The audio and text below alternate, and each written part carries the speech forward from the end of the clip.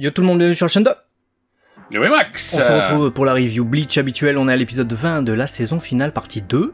On est content de se retrouver, un épisode extrêmement important, très attendu on imagine des fans. Nous qui n'avons pas lu l'arc final en manga, on a lu le reste en manga mais pas cet arc. On a découvert ça avec l'animé. On va pouvoir vous donner nos avis, nos analyses dans cette vidéo. Le partenaire de la chaîne Ma Borne d'Arcade vous souhaite une bonne vidéo. C'est le spécialiste des bornes d'arcade, Pincab, Flipper et Babyfoot. Il s'occupe de tout de A à Z sur Dunkerque, garantie 100% français. Allez, on retourne à la vidéo. Si et seulement si vous êtes abonné. Moi je boude. Moi j'arrête, je fais la grève si vous vous abonnez pas. Je fais grève. Voilà, j'arrête. Non, je déconne. Non, mais allez-y, abonnez-vous les amis. Vous êtes nombreux à nous suivre. Tu fais grève. Non, je déconne. Bon les couilles. Mais non, mais c'est vrai, vous êtes nombreux à nous suivre et tout le monde n'est pas abonné, donc voilà, c'est important pour nous que vous le soyez. Donc n'hésitez pas à le faire et on est parti du coup pour cette review. Alors effectivement, on débute avec Yachiru. Voilà, on a tout ce pan. On va avoir du coup le Sternritter V qui va débarquer, Gwenel, Lee, D, Vanishing Point. Premier truc que j'ai envie de te dire. À partir du moment où on a mis l'accent... C'est un D, il fait partie de la volonté du D, il est dans One Piece, c'est ça? Non, c'est pas ça. Ah c'est que je l'ai trouvé très convenu par contre l'épisode. C'est-à-dire que c'est le même gimmick, c'est le même stéréotype, le même typologie d'écriture. La fois dernière, on était avec Lucia. Je me suis dit, ça y est, Byakuya il revient. Là, on est avec Yachiru. Je me suis dit, Zaraki va revenir.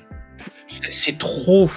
Il n'y a pas de surprise, en fait. C'est-à-dire que c'est trop... Alors, on le sait que Zaraki, il a envie d'aller vers Yachiru. On se doute que Byakuya, il va se diriger vers Lucia par affinité naturelle, parce que c'est sa sœur, parce que c'est son deuxième, son bras droit, etc. Mais c'est pas assez surprenant, je trouve, où tu te dis, oh, je l'attendais pas maintenant, tu vois. Là, mais dès le début, je me suis dit, allez, ça y est, allez, retour de Zaraki, c'est certain. Voilà. C'est juste, je voulais dire ça parce que c'est un truc qui a prédominé mon manque de surprise, même si j'ai kiffé l'épisode, vous verrez. Mais je sais pas comment toi tu l'as ressenti, mais je voulais vraiment que tu me donnes ton ressenti sur ça parce que c'est... Bah, j'ai pas été gêné outre mesure, je savais qu'il revenait vu qu'on a été spoilé. Vu qu'il y a des gens qui s'amusent à poster dans d'autres vidéos qui sont pas liées à Bleach, que les gens sont hype sur Zaraki qui revient. Donc, bon, j'étais un peu au courant du coup que Kenpachi revenait. Donc ça n'a absolument pas joué dans ma lecture du truc, je me doutais qu'il allait réapparaître. Là où il y a eu un intérêt chez moi, c'est à travers le pouvoir du personnage. Bon, dans un premier temps, on nous présente Gwenel Lee, là, le vieux. Hein. Moi, je suis Vanishing Point. Moi, je fais des pointes de disparition. J'ai trouvé son pouvoir extrêmement intéressant. J'ai trouvé son pouvoir extrêmement intéressant et extrêmement cheaté déjà. Et c'est le premier pouvoir cheaté qu'on nous présente dans cet épisode. Et j'avais hâte de voir comment Yachiru allait réagir à ça. Je me suis dit, elles sont dans la merde les deux là. Isane et Yachiru. Cela dit, Yachiru, je me suis dit, on l'a jamais vu combattre. En tout cas, moi, je m'en souviens pas. Bleach, ça a 20 ans maintenant. Donc, je me suis dit, qu'est-ce que ça va donner? C'est la lieutenant de Kenpachi. Ça doit pas être de la merde, tu vois.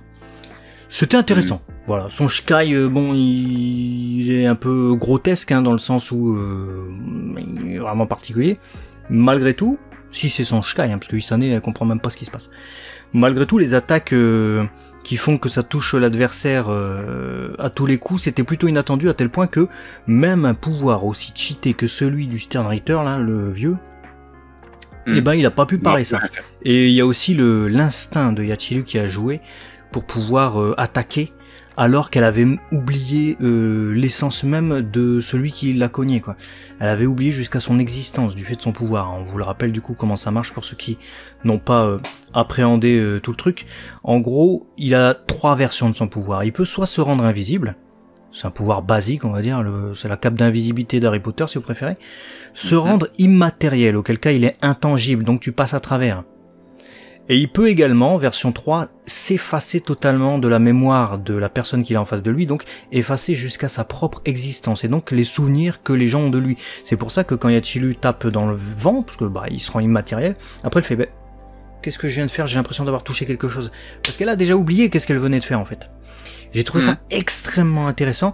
Par contre, ce qu'on nous dit pas dans l'épisode, et heureusement Katsushi nous donne quelques notes, c'est qu'il peut faire successivement 2 versions de son pouvoir à la fois.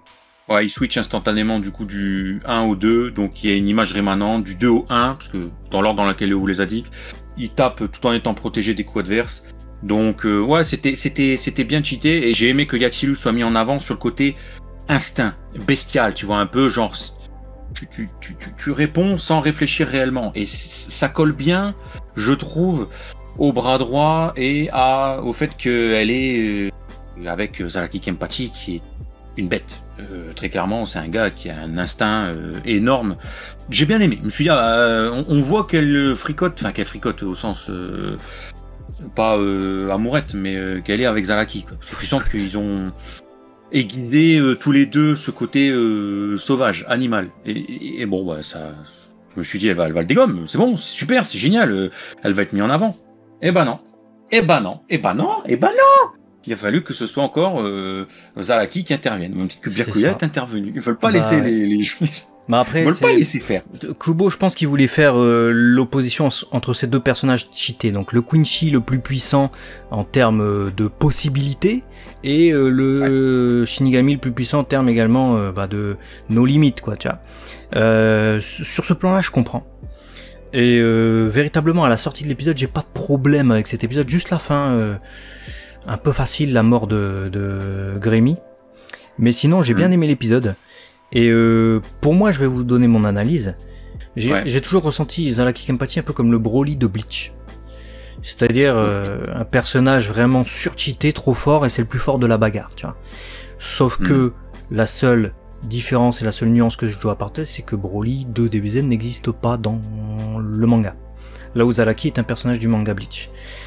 Et je ressens ça également dans cet épisode. On le ressent à tel point que même l'imagination qui n'a pas de limite est finalement mise en pièces par la force brute de Zaraki. Parce que comme son corps est plus fort, il va gagner forcément. C'est un peu cette facilité-là qui m'a un peu moins plu en fin d'épisode, mais tout le reste j'ai finalement bien aimé parce que la construction de Zaraki, on la connaît en fait, hein, l'histoire de Zaraki, sa solitude en fait, et le fait que il veut tout le temps se friter à très fort, soit plus fort que lui, soit aussi fort que lui, soit quelqu'un qui est prétendument très fort, et il va le tuer. Ça crée sa solitude, ça. Et c'est pour ça que c'est un personnage éminemment solitaire, et on en a encore eu la preuve avec Unohana, qu'il a dû tuer de ses propres mains, et il apprend la nouvelle d'ailleurs à Isane. Et je me dis que la seule personne du coup qui peut être avec lui, on la retrouve dans cet épisode, c'est Yachiru. Donc la petite Yachiru, pas Yachiru Unohana. Et il est lié à Yachiru, là il vient évidemment pour elle, donc c'est pour ça que ça m'a pas trop gêné dans l'ensemble, puisque on nous rappelle ça, mais là où on a toute cette construction avec Zaraki qui était géniale jusqu'à l'aboutissement avec Unohana qui parvient à vaincre pour devenir le Kenpachi, donc le véritable Kenpachi, finalement cet épisode avec cette opposition contre un autre gars surpuissant qui dépasse toute l'imagination, pour moi elle avait rien de nouveau en fait. Tu vois, j'ai bien aimé l'épisode, j'ai bien aimé le dépassement, on nous a rappelé encore qui était Kenpachi, donc on est dans l'or, on trahit pas Zaraki, on est avec sa solitude profonde et son envie de se taper contre plus fort. Mais grosso modo, tout ça on l'a vu, avec Ichigo contre lui, avec d'autres personnages ultra forts contre lui, et avec Unohana contre lui. Donc en fait, on n'a rien de nouveau. Ouais, je vois ce que tu veux dire. Je perçois la nuance de ce que tu dis, et je pense en fait que c'est une non-prise de risque pour respecter vraiment l'écriture du personnage de Zaraki Kenpachi qui doit plaire comme ça en fait. Parce que je pense que il est... Tu l'as dit, tu as utilisé ce terme de Broly de Bleach parce qu'il a une écriture différente. Il a vraiment une individualité où il est le seul à gérer comme ça la force brute. Il était le seul à être Shinigami sans avoir de Bankai. Voilà, sans Impacto, aucun lien, il s'en foutait. C'était limite un épée ébréchée. Et même avec ça, avec son cache-œil, etc., c'était le gars... voilà, surpuissant, et donc il était atypique, et je pense que ce côté atypique c'est ce qui peut plaire ou déplaire, et il fallait peut-être maintenir ça. Enfin en tout cas moi c'est un personnage que j'ai toujours beaucoup apprécié, Zaraki Kenpachi, et en plus son seiyuu c'est un de mes seiyuu préférés, donc forcément ça aide énormément.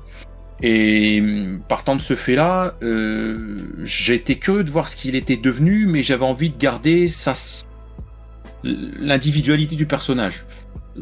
Alors voilà, tu l'aimes ou tu l'aimes pas, mais son côté bagarreur, fonceur, sadique, maso, même, je sais pas, voilà, le gars c'est déterminé pour la bagarre. Il est comme ça, c'est tout, c'est comme ça depuis le début. Il est excité par le sang, il est excité par la découpe. Le gars, il est bouqué à ses heures perdues, c'est comme ça, c'est Zalaki Kenpachi. Donc effectivement, je suis d'accord avec toi que peu importe l'ennemi que tu vas lui mettre en face de lui, même s'il dépasse toutes les espérances possibles en termes de pouvoir, j'ai l'impression que dans tous les cas, Zalaki, il va le découper en steak haché. C'est comme ça. Quoi qu'il se passe, c'est un peu comme si c'est Zalaki. On nous valide que c'est le plus fort de la bagarre, il est invincible. Même le pouvoir de l'imagination, du coup, qui est absolument cheaté, ne peut rien contre lui, et c'est la morale de cette fin d'épisode. Du coup, t'as Grémy qui disparaît.